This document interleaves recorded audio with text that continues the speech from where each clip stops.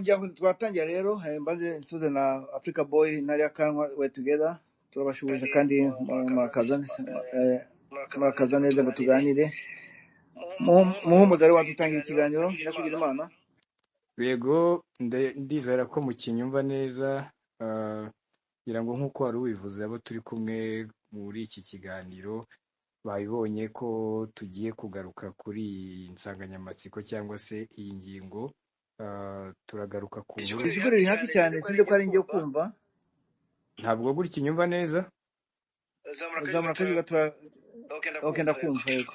Yego navuga ni muri iki kiganiro tugiye kugaruka ku nkuru umuntu yavuga ko yongeye kuvugisha abantu batari bake, ariyo dosiye ya Agatha Kanziga, uyu wahoze ari umugore cyangwa se umufasha w'uwahoze ari perezida w'u Rwanda Juvenal Habyarimana, yongeye gusubukurwa ni nyuma y'imyaka myinshi.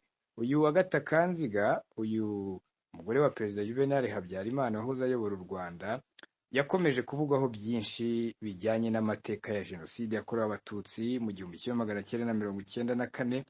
Uyu munsi rero turaza gusesengura impamvu ki iyi dosiye yongeye gusubukurwa cyangwa se kuvugwa, icyo bishatse kuvuga ku butabera ndetse n'icyo abanyarwanda bakwiye kubitekerezaho. Ibyo rero turaza kuza kubigarukaho, ariko tubibutse ko wenda turaza kugenda dusangira amateka. Hari benshi bakomeje kugenda bibaza ibyo yagiye atangaza mu minsi yashize, avuga ko arengana cyane ko nk'uko amateka bigaragaza hari icyari cyiswe akazu. Uyu nguyu akaba ari we wari ugikuriye. Aka kazu kakaba karimo abavandimwe be ndetse n'izindi nshuti ze za hafi cyangwa se za hafi y'umuryango we. Uyu munsi rero urukiko rw'i Paris mu Bufaransa umuntu yavuga ko rwamaze gusubukura isuzuma ry'iyi dosiye ya Agatha Kanziga Habyarimana, ndetse n'ubushinjacyaha bw'Ubufaransa bwari bwasabye ko hakomeza iperereza ku ruhare akekwaho muri jenoside yakorewe abatutsi. Iri tsinda nababwiraga ryitwa Kazu ni itsinda ry'abari begereye ubutegetsi bwa Habyarimana, ryashinjijwe kugira uruhare ruziguye mu gutegura jenoside yakorewe abatutsi. Turaza kubigarukaho rero tugende dusangira amateka, ariko wenda ubwo uhise unyemerera Damien, reka ntangire mbaza Bwana Egide Ruhashya, cyane ko no mu biganiro bitandukanye wenda kuba mukurikira ku Gicaniro TV akunze kubigarukaho ku mateka nk'umuntu yazi, ndetse n'ay'uyu mugore. Bwana Egide, niba unyumva neza natangira nkubaza nti wenda kugira ngo abatwumva basobanukirwe, ubundi uyu Agatha Kanziga ni muntu ki mu mateka y'u Rwanda, umusesengura ute, hanyuma uze no kutubwira icyo utekereza gishobora kuba cyatumye iyi dosiye ye yongera gusubukurwa muri iki gihe. Murakoze cyane Muhumuza, murakoze cyane timu dufatanya gutegura ibiganiro nk'ibi ngibi, ndetse ubwo wenda ndanaramutsa buri muntu wese umaze kugera kuri space. Mwakoze cyane kutwitaba. Ikibazo rero Muhumuza umbajije uti ni muntu ki, nkuko wabivuze yari umufasha wa Juvenal Habyarimana wayoboye rero igihugu cy'u Rwanda kuva mu 1973 kugeza rero mu 1994.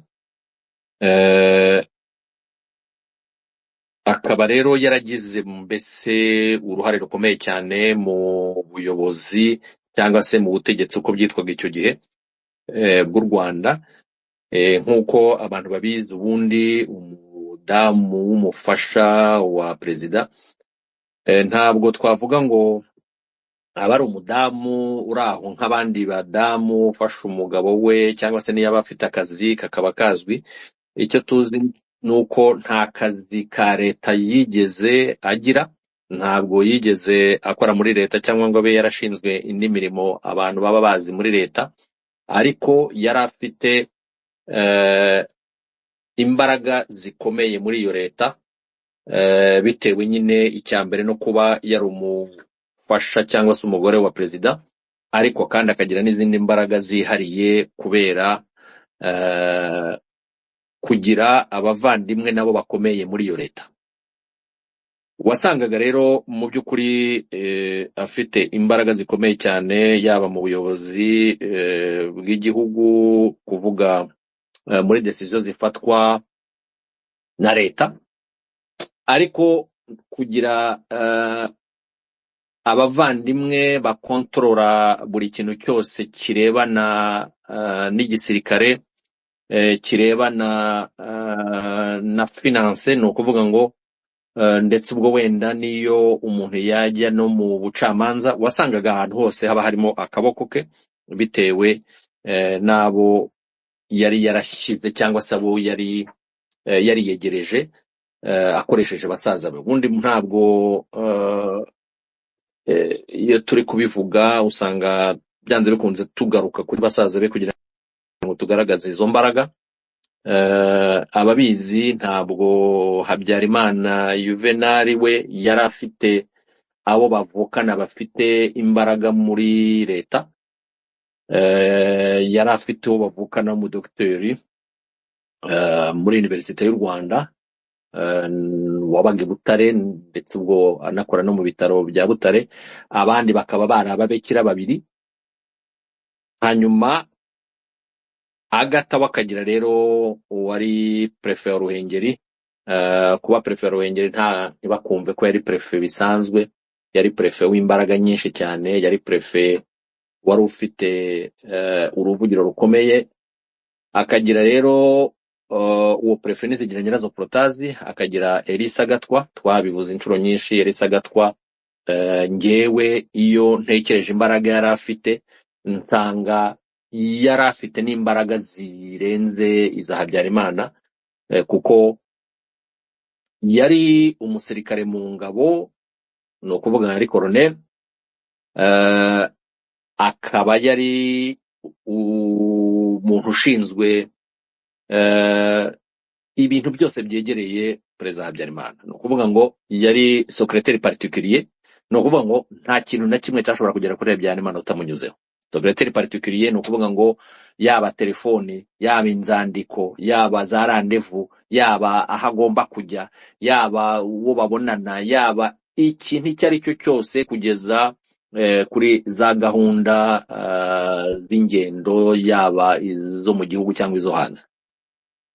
Ibyo rero akabifatanya no kuyobora ingabo zirinda perezida, ndetse ubwo ngubwo hakazamo kuba nyine nanone ari muramu we. Ibyo bikaba byaramuhaga imbaraga zo kongera gusubira inyuma, kuko niyo wabaga uri mu muryango we, stile ntabwo wari kumugeraho utamuciyeho. Ni ukuvuga ngo hanze mu muryango ahantu hose byari bigoye. Ikindi ni uko abantu bibuke neza ko iperereza, icyo bitaga sesera, ntabwo yari department ku ruhande, yari department iri muri Presidence ya Repubulika.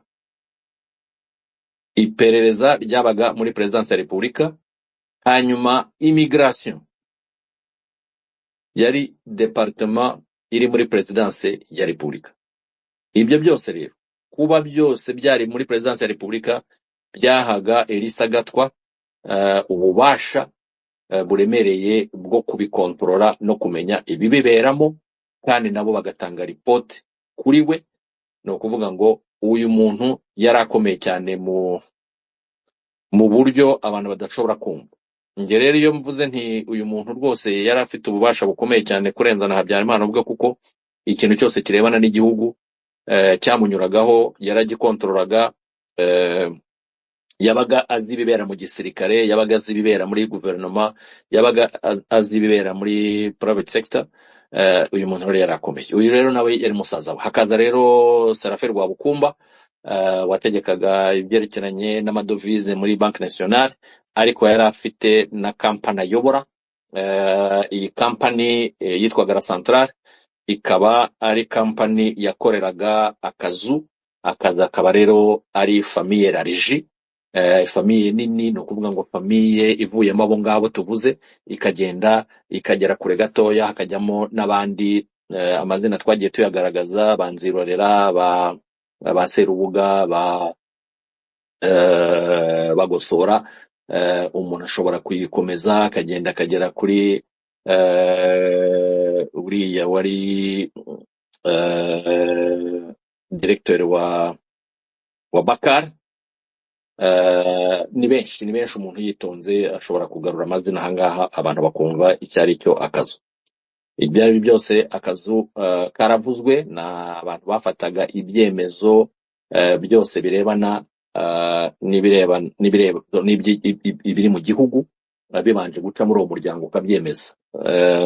Hejuru rero nyine hari Agatha Kanziga. Uyu rero Serafe Rwabukumba kuba yarayoboraga amadovize muri Banki Nationale, anayobora la Centrale cyari ikigo gishinzwe gutumiza ibintu mu mahanga. Mu by'ukuri iyo urebye uko cyakoraga wasangaga cyunguka kabiri, kuko ntabwo icyo gihe abanyarwanda basohokaga cyane mu gihugu. Abajyaga hanze bari bake cyane. Impamvu bajyaga hanze ari bakeya nuko nkuko mwabyumvise serivisi zitanga ibyangombwa bisohoka mu gihugu, urumva ko wagombaga kubisaba muri Perezidansi ya Repubulika, niho department yari. Icyambere habagaho gutinya kujya aho hantu, uvuga uti ndajya gusaba biriya bipapuro biratuma nanjye ubwanjye babanza kunyigaho. Icyo gihe rero habagaho kubitinya, kumva ko gusa ugomba kubisaba muri Perezidansi. Ikindi cya kabiri nuko wabazwaga byinshi mbere yuko icyo gipapuro, urwo rwandiko rw'inzira uruhabwa. Abajyagayo bari bake. Hanyuma ahangaha nibutsa abantu ko yewe niyo wabaga wabibonye ukagenda, iyo wagarukaga urwo rwandiko rw'inzira barukwakiraga kuri aeroport rwose, ukigaruka rugasubizwa muri department kugira ngo rubikwe, ukazongera kurukenera wongeye ugiye kugenda. Kenshi rero wasangaga abantu babitinya ibyo ngibyo, byatumaga rero abasohoka baba bakeya. Muri uko gusohoka ariko ntibyavuzaga ko hari abagerageza gukora business, akaba ariyo mpamvu baganaga iyi kampani ya La Centrale kugira ngo ibatumirize ibintu mu mahanga. Bivuga ngo rero yungukaga kabiri, kuko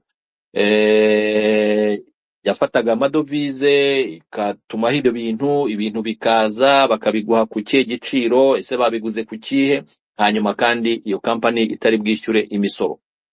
So iki gihe rero iyi kampani ya La Centrale yungukaga inshuro ebyiri, ikunguka kutishyura imisoro, ariko ikanunguka ku mucuruzi watumye, ariko no ku madovize bitewe nuko ikintu naho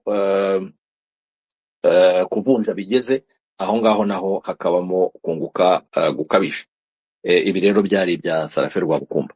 Izi mbaraga rero nkuko nari mbivuze zari imbaraga zikomeye cyane kuri uyu mudamu. Hanyuma kandi yari yaregereje benshi mu ngabo bakomeye cyane cyane baturuka mu majyaruguru, bigatuma rero amenya ikiba icyo ari cyo cyose hirya no hino mu bintu bitandukanye kandi nyine by'igihugu. Akaba ariyo mpamvu umuntu avuga ati nta kazi kazwi umuntu yaraza akora, ariko nta na kimwe nanone atakontorolaga. Ndumva ku ikubitiro ari uko namuvuga. Ubwo wenda nanone kubigaruka bijyanye n'uruhare rwe muri jenoside yakorewe Abatutsi, cyane cyane hariho na za témoignages z'abantu bavuze uko byagiye bigenda, yaba abishwe ku ikubitiro cyane bari batuye hariya za Kanombe, abo yagiye atuma abajepati uyu ni mumuzane, cyangwa se uyu ni mugende mu mwice. Abantu bazi umudamu wasaga naho ari uwa kabiri wa Habyarimana wakoraga muri Decuvere. Izi ni témoignages zizwi zihari ko abajepe bagezeyo bagasanga, kubera ko abadage bari babizi bakoraga muri Decuvere, abakoraga muri Decuvere barabibonye, aho abajepe baje bagasanga uwo mudamu bamuhungishije. Umudamu ari mu gihugu cy'Ubudage abaho, bamara kumuhungisha cyokoze abajepe baje basanze yagiye bisha abandi bari bahari. Inzu yabagamo irazwi nimero 9 mu mazu yabagamo abakozi ba Decuvere ni iriya radiyo y'Abadage iri Ikinyinya. Abantu bashobora kwibaza bati ariko bishoboka bite ko niba Agatha Uwiringiyimana wari minisitiri w'intebe icyo gihe wari utuye mu Kiyovu, ahantu yari atuye ni hariya hafi ya Kiste, hacamo umuhanda umwe gusa, hanyuma ubwo umuhanda wabatandukanyaga na ambasade y'Abarusiya na residence ya ambasaderi w'Abanyamerika. Ubwo urundi rugo rwakurikiragaho rwari rwa Agatha Uwiringiyimana. Aho hantu namwe nimwumve aho yari atuye uko hari hateye, hanyuma kandi noneho afite abasirikare bamurinze b'Ababiligi, kuba barabashije gutera aho hantu bakica Ababiligi, ariko bikabera mu Kiyovu, hanyuma umurambo wa Agatha ukaboneka i Kanombe.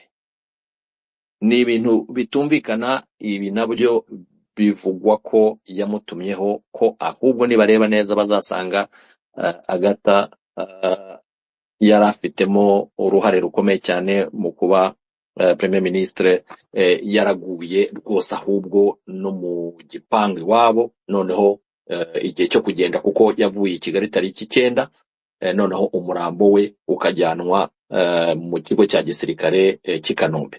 Ndetse biranavugwa ko hariho umuntu wamumenye, noneho akagerageza ahubwo no kumenya aho uwo murambo wujyanye, mu gihe rero cyangombwa batangiye kuwushakisha, akaba ari we wabashije kuvuga ati nyamara uyu murambo bawuzanye igihe runaka, dore aho uherereye. Ni ukubona ko uwo muntu yabashije kumenya ibyabaye. Naho ubundi ntago umuntu yari kwicirwa mu Kiyovu ngo hanyuma umurambo bawutambikana umujyi muzima bawuzane mu kigo cya Kanombe. Hari byinshi rero bivugwa. Hari gahunda ihamye, hariho gutegura jenoside yagomba gukorerwa Abatutsi, hariho ibintu byinshi cyane bifatanya cyangwa se usanga harimo ako kaboko mu kugaragaza ko hariho kutabasha kwakira kumva ko FPR Inkotanyi bazaza bakinjira mu ngabo, bazaza bakajya muri leta. Yewe nubwo bavugaga ibya 40-60, ntabwo icyo kintu cyifuzwaga. Hariho rero abo babifatanyije kandi babasha no kumva icyo kintu, bavuga bati nta na rimwe iki kintu kizakunda. Hakabaho rero umugambi wo gukora jenoside bayikoreye Abatutsi. Ntabwo na rimwe abantu bakwiye kumva ko ari ikintu cyabaye kubera ko indege iguye.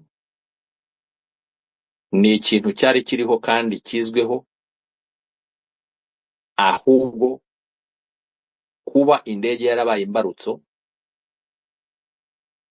gahunda igakorwa mu gihugu hose, igakorwa mu makomine yose, muri secteur zose. Ntabwo ari ikintu cyaje kubera ko kuri uriya munsi, kuri iriya saha indege iguye. Ntabwo ibikoresho byatanzwe kubera ko indege iguye. Training zakozwe zigatangwa imyaka 5, 4, 3 mbere. Ntabwo ibyo byose byakozwe kubera ko indege iguye. Bamatongera umpatse ibyo bagiye bavuga bati ibikoresho bizaza tubibahe, ntabwo byabaye kubera ko indege iguye. Ni gahunda yari ihari. Abazi uko ba burugumesitiri bakoraga, ba konseye bakoraga, muzi neza uburyo bandikaga abantu mu makaye, muzi neza ko hariho liste zidakuka zihari, kandi buri muntu abasha no kurokariza ingo z'abatutsi bagombaga gupfa. Ibyo ntabwo ari ibintu byakozwe muri ririya joro ngo kuko indege iguye. Muribuka rosansoma yabaye, iriya rosansoma yari iyo kubasha kuidentifia neza ingo z'abatutsi n'umubare abatutsi bagezeho, kandi ibi byose byabaye mu gihugu hagati. Ibyo ni ibintu byabaye. Ibyo byose rero iyo ubirebye byabaye contrôlé par Escadron de la Mort. Escadron de la Mort akaba ari iyo timu yari ifite n'abandi ikorana nabo bo hasi, bo bakaba hejuru.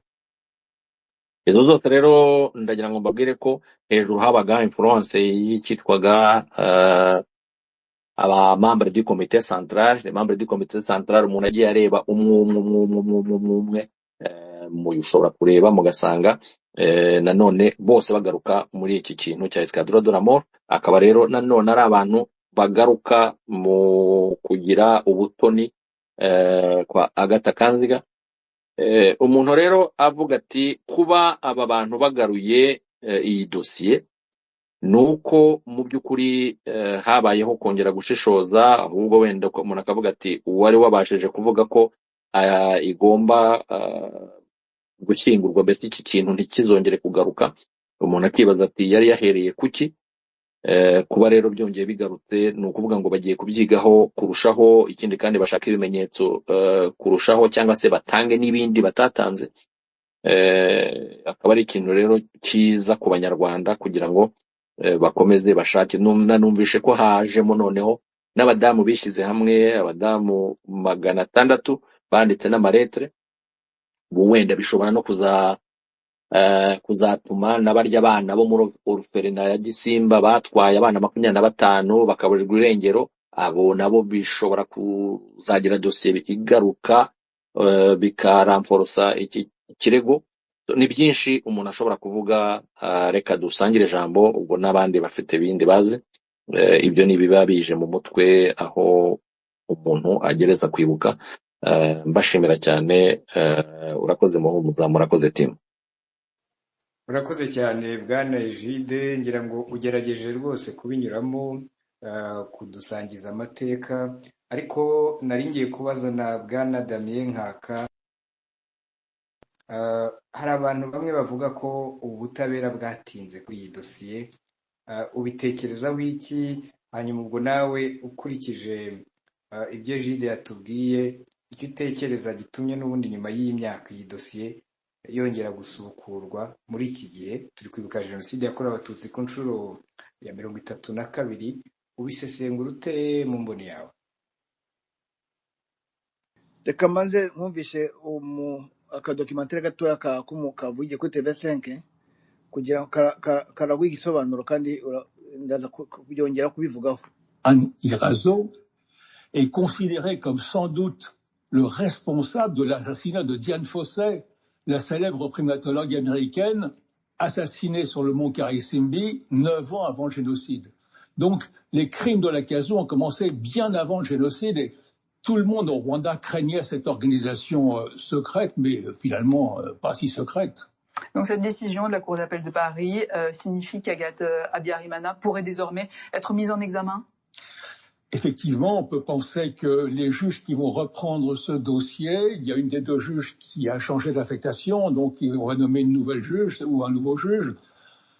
Ils vont devoir prendre en compte les observations de la chambre de l'instruction. Alors, on n'a pas encore ce document, cette ordonnance de la chambre d'instruction, mais on voit bien que les magistrats suprêmes dans cette affaire ont été eux aussi stupéfaits et effarés par les défauts rédhibitoires de cette instruction qui a négligé tous les éléments de preuve, qui a négligé non seulement les historiens, les journalistes, les Rwandais qui connaissaient parfaitement cette affaire. Par exemple, Christophe Fizi, qui était le directeur de l'Office rwandais d'information pendant presque 20 ans et qui a dénoncé avant le génocide l'existence de ce réseau zéro signifiant zéro Tutsi. ouvertement. Alors, la défense parle, elle, d'un dossier vide. Alors, sur quoi reposent aujourd'hui les principaux éléments à charge contre Agathe Habyarimana? Les principaux éléments à charge reposent sur ses liens avec un groupe de mercenaires français dirigé par Paul Baril, ancien chef du GIGN et chef du service de sécurité de l'Élysée, qui s'est rendu au Rwanda pendant le génocide. Alors, on n'en a pas parlé, mais il faut savoir qu'il y a une instruction menée contre Paul Baril encore aujourd'hui, et que dans cette instruction, on parle d'Agathe Habyarimana. Elle est même soupçonnée d'avoir fait un voyage au Rwanda le 6 mai 1994 avec Paul Baril. Et ce qui est tout à fait frappant, c'est que ces deux instructions sont étanches. C'est-à-dire cette instruction où on parle d'Agathe Habyarimana dans le dossier Baril, elle n'apparaît pas dans l'instruction sur Agathe Habyarimana Kanziga. Et le nom de Baril n'est même pas prononcé dans l'ordonnance et il n'est même pas cité dans ces 19 années d'instruction. C'est quelque chose d'absolument stupéfiant. Mais plus de 30 ans après les faits, c'est possible encore de faire émerger de nouvelles preuves et de nouveaux témoignages? Il existe des preuves. Il existe des preuves, comme le dénoncent les parties civiles, dans le dossier Baril. Ce sont des documents écrits. Par exemple, une note de la DGSE du mois de septembre 1994, donc un mois et demi après la fin du génocide, qui estime que l'ACASU, donc ce réseau dans lequel Agathe Habyarimana joue un rôle, est sans doute à l'origine de l'attentat contre l'avion qui a été le déclencheur du génocide, c'est-à-dire cet attentat où est mort notamment le président Habyarimana. La France a longtemps été accusée de lenteur sur les dossiers liés au Rwanda. Cette relance judiciaire peut-elle apaiser une partie des tensions mémorielles entre Paris et Kigali? Non seulement les apaiser, mais même rehausser l'image de la France sur le plan international, parce que ça n'est pas une affaire franco-rwandaise, c'est une affaire internationale, c'est un génocide, c'est un crime d'État, c'est un crime imprescriptible. Et les palidonies judiciaires françaises dans cette affaire, comme dans d'autres d'ailleurs concernant le génocide des Tutsis, ça provoque un certain effarement dans le monde entier, en tout cas dans le monde occidental et en Afrique. Bon, murumva rero ko dosiye ibyo wambazaga Muhumuza wumvise ko n'umunyamakuru cyangwa se n'umushakashatsi yasobanura mu by'ukuri ko uriya mucamanza yirengagije nkana ibimenyetso simusiga bihari byatanzwe bavuga na Christophe Mfizi wavuze aka kazu kuva kera cyangwa se ibyo bita ngo iki zero sinzi ko bayivuze zero ku nabo ngo réseau zéro. Ibyo ni Rezo zero yego rakoze Rezo zero yavuzwe na Christophe Mfizi, kandi Christophe Mfizi ntabwo ari umuntu usanzwe, yakoze ku televiziyo kuri Radio Rwanda kera imyaka irenga 20 kuko nibyo avuga nibyo. Ndibuka na dosiye ye asezera kuntu yanditse ibarwa ndende cyane kandi iri mu Kinyarwanda kiremereye. Twibuka ko yanigishaga ibutari Kinyarwanda, n'umugabo w'umuhanga kandi ukomoka muri biriya bice. Wumvise ko n'uyu munyamakuru arahane ashaka muvise ko bagaruye kuri Diane Fossey Nyiramacibiri. Ibiye kindi yabisobanuye igihe kirekire mu biganiro twege dutanga dusobanura uburyo ingagi yaje ibyana by'ingagi baje kwifatira ku kibuga cy'indege. Ibyo twabisobanuye birimo akaboko umuhungu wa Habyarimana na muramuwe na nyirarume njya mu nzirorera. Ibyo twabivuze igihe kirekire, ariko muvise ko na Africa Boy ejo bundi yavuze kuri Paul Baril. Paul Baril ni igicumbi cya jenoside, ni igicumbi cy'ibibazo byose u Rwanda rwagize kijyagiye. Ni nawe watwaye Agatha Kazi kamujyana mu Bufaransa, anamubeshya ko afite ko arabifite, amubwira ko afite na boîte noire, amubwira ko yayibonye ibintu gute bese kibicaho arabyerekana. Afrika Boy yabisobanura mu minsi ishize, sinzi ko ari ngombwa naza kugira amahirwe arazamuka dusobanurire. So ibimenyetso birahari, icyarego kirahari, gusa ubunyamakuru ari ahantu bejya kurangiza muvise ko yashyizemo agakeregeshwa avuga ko ikibazo cya Agatha ashaka kwijya ampolitikoma ko wenda bishaka kuzahindura umubano w'u Rwanda n'Abafaransa, hari ukuntu bishaka kongera kusubukurwa neza, ariko umugabo amusubiza neza ati ntabwo ari cyo ikibazo ni ikibazo cya jenoside uramugora aregwa. Bitandukanye rero ni uburyo bwa politiki ashaka kumugaruramo. Muri make nuko nguko wenda sinzi ko ari undi wa Chris waba wihanganye gatoya cyangwa Olivier watumva.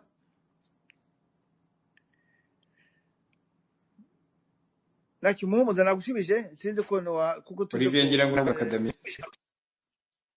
okay Ukaba tujya wenda kuri Yego, Ruti mbere yuko tujya kwa Chris niba yego unyemereye. Nari ngiye kubaza Ruti yes wenda nyuma y'ibyo wari wongeyeho.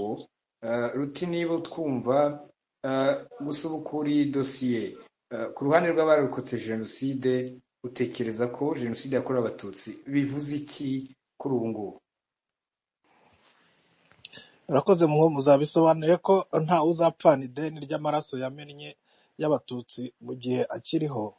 Ni ikintu gishimishije cyane, ni n'ubutumwa bushimishije ku barokotse jenoside, kuko niba jenoside yakorewe abatutsi yaremejwe ikemezwa nk'ihame ritagibwaho impaka, mpamya ko hari abayikekwaho n'abayigizemo uruhare hejuru y'ibimenyetso bihari bifatika bidakwiye kwirengagizwa, nk'uko hari bimwe byari byirengagijwe bigatuma bamwe mu bacamanza ngira ngo ni muri Kamena mu mwaka ushize bashyingura dosiye ya Kanziga bavuga ko nta bimenyetso bifatika, ariko hari byinshi bari birengagije, ndetse wenda Chris araza kudufasha abigarukeho, kuko hari kopi nabonye Vincent Duclerc yari yagarutseho, ndakeka ari nawe wavugaga muri iyo video Damien, ndakeka ari we babazaga bahaga interview.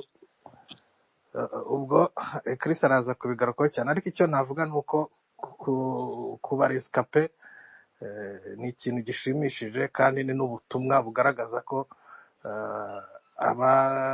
abacu bazize jenoside yakorewe abatutsi bagomba guhabwa ubutabera nta gisibya, kandi bazabuhabwa. Ndetse ni n'ubutumwa ku nterahamwe zikidegembya nanone, kuko iyo urebye turacyafite za Musabyimana Gaspard mu Bubiligi, turacyafite Banderehe Karori mu Buholandi, turacyafite ba Sebatware Marcel. Abo bose ni interahamwe zikidegembya, zigomba guhabwa ubutumwa bw'uko batazapfana ideni ry'amaraso bamennye.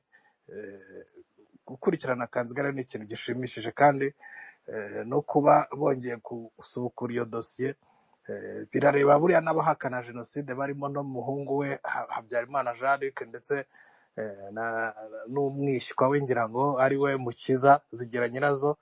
Ngira ngo muribuka urugamba bari batangije mu minsi yashize rwo gushaka gutagatifuza iyi famiye no kugaragaza ko ari abantu b'imfura, ariko kuba ubutabera bwongeye gukangura dosiye bukagaragaza ko hari ibimenyetso bifatika bigaragaza ko aba bantu atari imfura ahubwo ari abagome bagize uruhare muri jenoside, ni ikintu nacyo gicecekesha aba bahakanyi ba jenoside.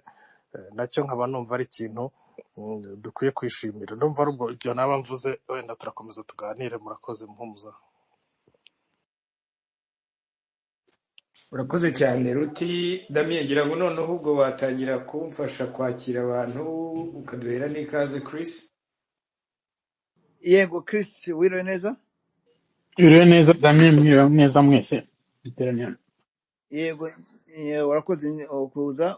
Nyuma yawe ndashyiraho ijambo, ndashyiraho ikiganiro muvandimwe Maître Gisagara yakoranye na Radio Rwanda kugira ngo abantu gusobanukirwa mu by'ukuri mu rwego rw'amategeko icyo bisobanura. Yego Chris, go ahead please. Nari ndamutse ko waruvuze ngo ndaza gusobanura, nzi ko ngira ngo urambaza ibibazo. Icya mbere navuga nuko community nyarwanda hano twishimiye icyemezo cyafashwe ejo. Nimba mujya mukurikira Twitter yacu umwaka ushize nko muri aya matariki 20 z'ukwa gatanu, bari bafashe icyemezo gitandukanye cyo kuvuga ko nta kintu babona bamukurikiranaho, haba nyarwanda cyangwa igihe kiba cyabaye gike, haba ubujurire haba kujurira. So ibi icyemezo cyafashwe ejo ni icyemezo cy'ubujurire. Abantu barajuriye, abatangije urwo rubanza, abareze uwo mudamu. Icyo nashaka gusobanura wenda mu by'amategeko nubwo nabizi cyane cyangwa nabizi nka Gisagara, nuko mu Bufaransa iyo ureze hari abantu bajya gukora iperereza bita juge d'instruction. mbere y'uko binagera ku bacamanza. Nabyita ni nka RIB iwacu, kujya gushaka ibimenyetso iyo babuze ibimenyetso bavuga ati uwareze ubwo nta kundi, nta kintu kizaba. Ibyo nibyo byabaye umwaka ushize, hashize imyaka 16. Kuko mwumve uru rubanza ntabwo ari iby'ejo cyangwa iby'ejo bundi. Umwaka ushize bimaze imyaka 15 kuva mu 2010, 17 cyangwa 18, uyu mudamu akurikiranwaho. So icyemezo cyafashwe ejo ni ukuvuga ko habaye kujurira kw'abareze, ariko habaho no kujurira kwa procureur. Sinzi uko bamuvuga mu Kinyarwanda, mwamfashe Ikinyarwanda. Umushinjacyaha wa leta, procureur w'igihugu, ndetse umushinjacyaha wa leta y'Ubufaransa niwe niwe wajuriye, ari kumwe n'abaregeye indishyi. abo ngabo baba ari bwo mbese baciye ejo mbere y'inkiko, mbere y'andi bacamanza. Abo bacamanza bahita bemeza yuko abakoze iperereza batarikoze neza. Ibyo uriya mugabo yavugaga mu kanya mu Gifaransa, ko habaye kwirengagiza ibimenyetso byinshi byatanzwe. Basaba yuko iperereza rikomeza. Ntago wavuga ngo rizatangira bushya, ariko rizakomeza kugira ngo bazagaruke mbese bajye mu bucamanza. Abacitse ku icumu, u Rwanda nk'umuryango nyarwanda wahemukiwe,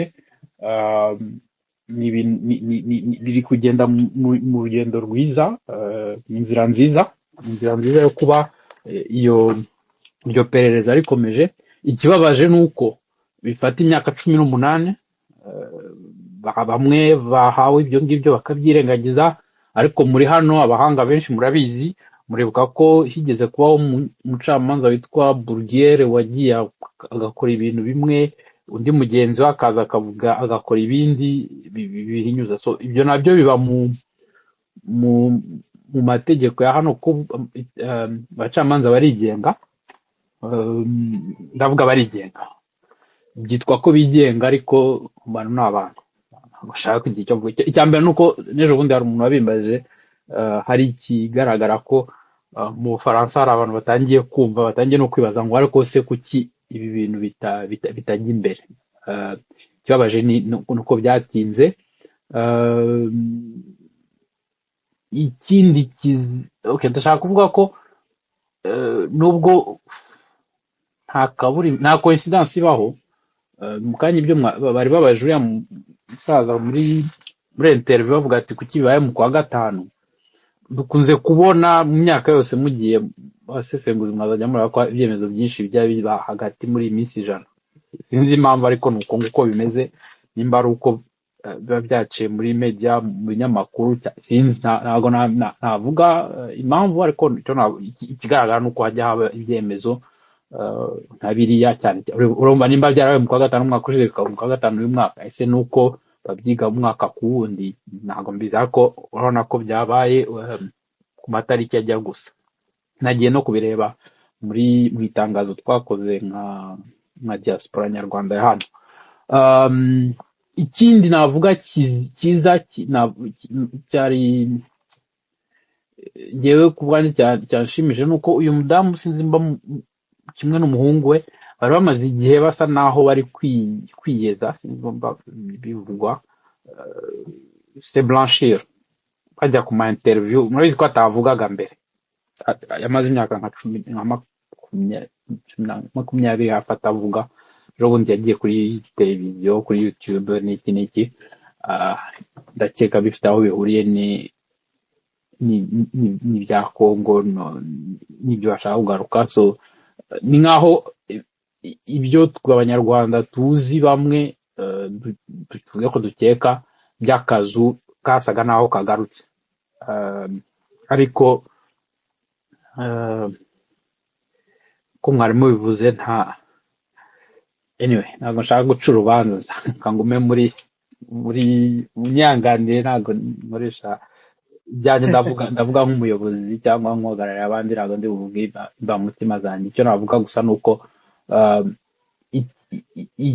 kuba ankete iperereza igiye gukomeza iragaragaza yuko hari ibyo umuprokireri w'igihugu yagaragaje bikomeye byatumye abacamanza ejo bavuga bati ntabwo uyu muntu ari umwere cyangwa se ntabwo iyi ankete iperereza ntabwo ryakozwe neza musubire kuri tere murebe ibimenyetso kandi ibyo biratuma wenda asubira mu ndake abeho nk'imbeba nk'uko yari asanzwe abaho. Ikindi navuga ni uko uyu mudamu iyo myaka yose amaze inaha nta cyangombwa agira kubera nyine iyo ankete yari muriho ntabwo bajya bamuha ibyangombwa, mbese yabuze ijuru aburana no kwa shetani. So sinzi niba mwumva icyo nshaka kuvuga, ni umuntu ubayeho birumvikana yabuze cyane hose nta kintu afite. So iperereza irakomeje, birababaje ko ari imyaka 32 nyuma ya jenoside yakorewe abatutsi abantu bamushinja wenda bari gupfa. Mu manza tugenda tubona abantu tubona batibuka, ariko nimba ankete iperereza zakozwe n'abaregera indishyi na procureur w'igihugu cy'Ubufaransa barabitse ibintu, archive zirahari. Navuga ko urubanza rwe rworoshye. Wumvishe ko Muhumuza nawe hano mu kanya atiriwe, kivuze ngo utagiye kure, ariko ibintu yavuze twese turabizi. Yemwe murebe n'ukuntu uriya mudamu afite uko akomeye. Aho ngaho ngiye gushyiramo akange. Ejo bundi musaza apfira muri Niger, niba mubyibuka, twagiye tubona bagiye kumushyingura inaha zigira nyirazarya siko yitwa Zed. yezigira nyirazo n'ibyo rwose Urumva twagiye kubona haba amahane cyane menshi cyane. turabaza tubuse yageze hano ati yaje nk'umuzigo. Urumva ko bafite abantu mu kanya. Muhumuza yavuze Paul Barille, burya bariya abantu ntabwo barapfa. Yambwira abantu ati tujye dutandukanya leta y'Ubufaransa n'udutsiko tw'abantu dushobora kuba tugifite icyo. Hari interview nagiyemo mu kwa munane, ikiganiro kuri radio, umuntu aravuga ngo, umunyamakuru aravuga ngo uriya mudamu bamufashe ngo bakubitaga bamena umuceri wacuritse agafuka. Hari abantu benshi uriya mudamu ashobora gutuma muri kino gihugu cy'Ubufaransa wenda nabo bagiye icyo babazwa. So mu byo nkeka ko bituma ibintu bitinda ni uko urumva umuntu wari ufite nimero, ndakeka umugenzi we yari François Mitterrand n'abandi ba minisitiri b'inaha. Urumva ko ko mbyumva urwego yari ariho afite abantu hano, abo ba Paul Barille n'abandi. N'uriya Paul Barille nigeze kubona interview bamubaza ku Rwanda, bavuga ko yagize Alzheimer, bavuga ko barategereza abantu bagasaza nta kintu bamuvanaho akaba aribwo bagaruka. So kuba ejo bundi yaravuze, ngenda ndakeka aricyo nacyo cyamukozeho, kuzamura agatwe bazaramubwiye ngo uceceka arazamuka. So tuma abantu bamwibuka. Ariko nyine imanza zihoraho, abanyamategeko barabakurikirana. Mu kanya Muhumuza avuze ikintu ati n'umuntu wavuze ati nta muntu ugendana amaraso y'abantu ngo azamugwe neza. Kandi icyaha cya jenoside ni indengakamere, ntabwo kigira prescription, banabivuze nabyo mu byemezo bafashe. So igihe cyose niyo n'ubu iyi perereza yahagarara n'indi yatangira, ni icyaha kitagira prescription. So ashobora kuregwa igihe icyo ari cyo cyose, abantu bazakomeza. Icyo navuga gusa ni uko hari tweet nazikohereje Damien, imwe ivuga ati turababaye, indi ivuga ati twishimiye ko ubucamanza bw'Ubufaransa, nanabivuze n'ubucamanza ntabwo ari individual, ariko nk'uko bajya batinza ibintu ni nako bageraho tukagiramo ureba ibintu akavuga ati ibi ngibi si byo, mukomeze murebe, mukomeze mushakishe. so sinzi mba hari ikibazo wambaza mbere yuko wumvishe ko abana bari kuvuga ndakomeza mbumva ariko kuvuga biraza wenda kunanira. oya nacyo turacyari kumwe reka twumve wenda Maître Gisagara mu ishusho ye nk'umunyamategeko uko muranyumva. Yego. Hari ibintu byararumemo kwisuka ngaha, reka nze turebe ko twakumva Maître Gisagara uko abirimo kubivuga kugira ngo bisobanuke kurushaho. Ku ngingo irebana n'ubutabera, urukiko rw'ubujurire rw'i Paris mu Bufaransa rwakuyeho umwanzuro wo kudakurikirana Agatha Kanziga, arwemeza ko iperereza ku ruhare rwe muri jenoside yakorewe abatutsi rikomeza. Twavuganye n'umunyamategeko Maître Richard Gisagara uri aho mu gihugu cy'Ubufaransa, turufite ku murongo wa telefone. Ni umunyamategeko ununganira abaregera indishyi mu manza za jenoside muri icyo gihugu. Maître Richard Gisagara, iki cyemezo cy'urukiko rw'ubujurire aho mu Bufaransa gisobanuye iki, gifite ubuhe buremere mu by'ukuri? Icyo cyemezo cyafashwe uyu munsi ni icyemezo gishimishije cyane kandi gifite uburemere bukomeye, kubera yuko kivanyeho icyemezo cyari cyarafashwe n'umucamanza wa mbere, juge d'instruction, cyavugaga ko mu myumvire yo mu bucamanza ni abacamanza babiri bari bafashe iki cyemezo, bo bavugaga ko kuri bo babona Agatha Kanziga nta cyaha yakoze, ko nta ruhare yagize muri jenoside yakorewe abatutsi, ahubwo cyane cyane bavuga ko ahubwo ari we victime, ari we waba warakorewe ibibi, kuko bavuga ko nyine yafashije umugabo kandi ngo akaza akagira ino yamara kugenda n'umufasha ntahabwe ibyangombwa. Ibyo bikaba ari byo juge d'instruction umucamanza yari yavuze, avuga ko ahubwo Agatha ari we muntu wakagombye kugirwa impuhwe, aho hagiriwe impuhwe abo abamurega ko yaba yaragize uruhare muri jenoside yakorewe abatutsi. Icyo cyemezo rero nicyo cyavanyweho uyu munsi na cour d'appel na chambre de l'instruction, ukuvuga urukiko rw'ubujurire, kivuga ko iyo myumvire ibyo umucamanza wa mbere avugaga atari byo. Noneho rumutegeka kongera gusubirana dosiye, akongera agakora gushakisha ibindi bimenyetso nk'uko ubushinjacyaha bwari bimusabaga. Ubu rero dosiye isubiye kwa juge d'instruction, igiye kongera gukorerwa iperereza. Juge d'instruction agiye kongera gukora ibyo ubushinjacyaha bwari bwamusabye gukora we atari yemeye gukora, kugira ngo hakomeze hashakishwe ibimenyetso, noneho hazafatwa icyemezo kuburanisha cyangwa se kutaburanisha Agatha Kanziga. Ibyo rero nkaba numva ari ibintu bishimishije, ni icyemezo gikomeye. Mu rukiko hari uwuhe mwuka ubwo urukiko rwafataga icyo cyemezo cyo gukuraho umwanzuro wa mbere wo kudakurikirana Agatha Kanziga, noneho rukemeza ko iperereza ku ruhare rwe muri jenoside yakorewe abatutsi rikomeza? Hari uwuhe mwuka? Audience y'uyu munsi ni audience technique, ntabwo ryari iburana, ni audience gusa ibamo perezida n'abavoka na parike, ntabwo ababuranyi baza, ntabwo iba audience n'abantu benshi abantu ngo baze kukwasitamo. Ibera muri chambre de l'instruction, harimo abantu bake gusa, ni ukuvuga ngo umwuka urimo n'umwuka usanzwe n'umwuka hagati y'abantu n'ubundi bamenyere b'abanyamategeko bamenye iby'amategeko. Ntabwo twamenya rero uburyo Agatha Kanziga iki cyemezo yagifashe, kubera yuko atarari mu rukiko. Ntabwo wari umunsi w'iburana wabaye imbere hashize amezi menshi, kandi n'iryo burana naryo ryabaye gusa mu muhezo, ntabwo ari audience publique nka zimwe tujya tubona mu gihe cyo kuburana. Ni audience technique ihuza gusa abanyamategeko. Hari abahise bibaza niba bagiye kubona mu Rwanda abakora iperereza kuri Agatha Kanziga kubera uruhare akekwaho muri jenoside yakorewe abatutsi. Birashoboka ko bahaza, kuko ubushinjacyaha bwasabye ibindi bintu byinshi bigomba gukorwa muri iyo dosiye bitari byarakozwe mbere. Muri ibyo rero hashobora no kubamo effectivement ko hashobora kuza baza gushakisha ibimenyetso mu Rwanda, ariko ntabwo bari mu Rwanda gusa, bari no mu bihugu bitandukanye. Ntabwo kugira ngo kimwe mu byo akurikiranyweho cyane ni ukuba ni ibyemezo biba byarafashwe cyangwa se byarakozwe n'abari mu kazu, kandi nkeka ko abari bakarimo abenshi ntabwo bari mu Rwanda. Hari ubwo abazaza gushakisha ibimenyetso bashobora kuza mu Rwanda, ariko ntabwo ari mu Rwanda gusa, n'ahandi hose bahagera, cyane cyane deja no hanze y'u Rwanda. Numva rero mu kubasubiza wenda birashoboka ko baza, ariko ntabwo ari mu Rwanda gusa. Ibimenyetso bizashakishwa no hanze, cyane cyane ko abari bageze ako kazu cyangwa se abamenye ibyabo abenshi bashobora kuba bari hanze y'u Rwanda. Hamwe muri mu rwego rw'ubutabera, hari ikihe cyizere ko iperereza rigiye gukorwa kuko abavuga ibi ngibi banashingira no ku bindi byagiye biba bikavugwa ariko bikarangira bidakozwe. Njyewe ku bwanjye ni icyemezo kinteye icyizere.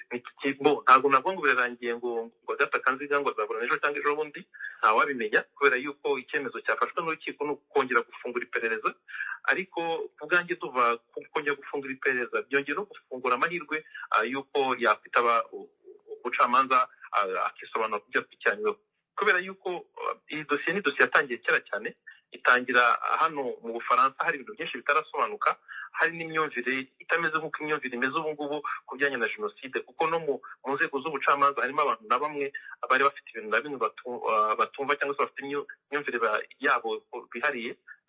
Ikaba yongeye gufungurwa, hari raporo du Claire yaje igaragaza uruhare rw'Ubufaransa, igaragaza ibintu byinshi, yasobanura ibintu byinshi abacamanza cyangwa se abandi bantu bo mu bucamanza batemeraga hano mu Bufaransa, ku buryo numva ko kuba iperereza ryongeye gufungurwa rikaba rifunguwe bitegetswe na chambre de l'instruction ifite ingufu kuruta juge wa mbere wari warabyanze, kandi igafungurwa muri context kugira ngo mwabonye mu bushize inyandiko yakozwe n'abahanga abashakashatsi kuri jenoside bavuga ko kumuhanaguraho icyaha ari ibintu bitunguranye kandi bitakwihanganirwa n'abazi amateka y'u Rwanda.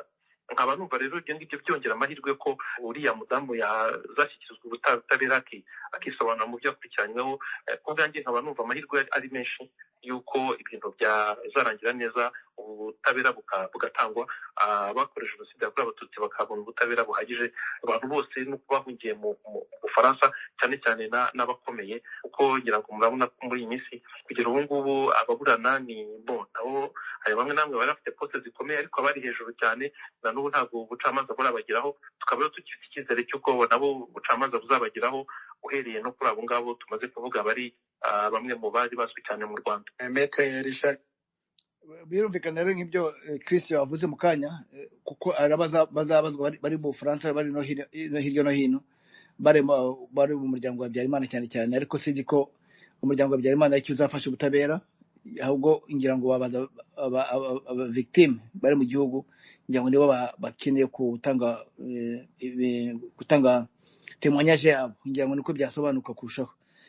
Abaserubuga bari hariya, serubuga nta kintu atazi, ariko nanone nk'uko bavuze bavuga Christophe Mfizi arahari, nawe afite amakuru azatanga, yewe na bya bimenyetso Dr Bizimana amaze iminsi yerekana, abihereza uriya muhungu wa Habyarimana mu by'ukuri, amwereka uruhare rwa se na nyina muri jenoside yakorewe abatutsi. Ibyo bimenyetso byose ngira ngo byose bizashyirwa hamwe kugira ngo bajye kumushinja kurushaho kugira ngo ubutabera butangwe. Sinzi ko hari icyo muhumuza na Jide yari cyo mwakongeraho. Muhumuza uranyumva? Damien, Karame? Yego ndakumva. Yes Chris. Jide sinzi niba ari icyo yaragiye kongeraho cyangwa ni Chris ari icyo yaragiye kongeraho. yego nanjye kuvuga Damien yaravuze ngo abavoka Habyarimana ntabwo aribo babazwa, bagomba kubaza aba victime. Iyo tuvuga kubaza ni iperereza, kubera ni ukugenda kugira anyway uzi uko iperereza zikorwa, ugomba kubaza abantu bose, ntabwo ari ikibazo, ntabwo ari ukubazwa uyu ni umu victime n'ubundi bazamushinjura, ahubwo ni ukugenda bahuza amakuru. Mwari muri ibi, wari uhari, ibintu nk'ibyo ni enquête mbese nicyo ashaka kuvuga, kandi birakenewe ko babazwa kuko bamwe muri bo bamaze rega gufatwa n'ibyo byaha. Uvuga ko hari n'abafunze, hari abaciwe muri ya Z nubwo yapfuye, ariko urumva dosiye ye hari uko izahuzwa n'iya mushiki we. Ibyo byose bigomba guhuzwa, bagomba kubazwa. Ibyo birirwa bavuga ku mbuga nkoranyambaga n'ibindi byose, ndavuga n'ibyo banditse na interview batanze mbere, ibyo byose bikagenda bihuzwa, niho bizatuma bamukonfunda, bagaragaza ko atari ari mu kanya umuhumuza yabivuze, atari ari umudamu wicara mu rugo agateka nk'uko abivuga.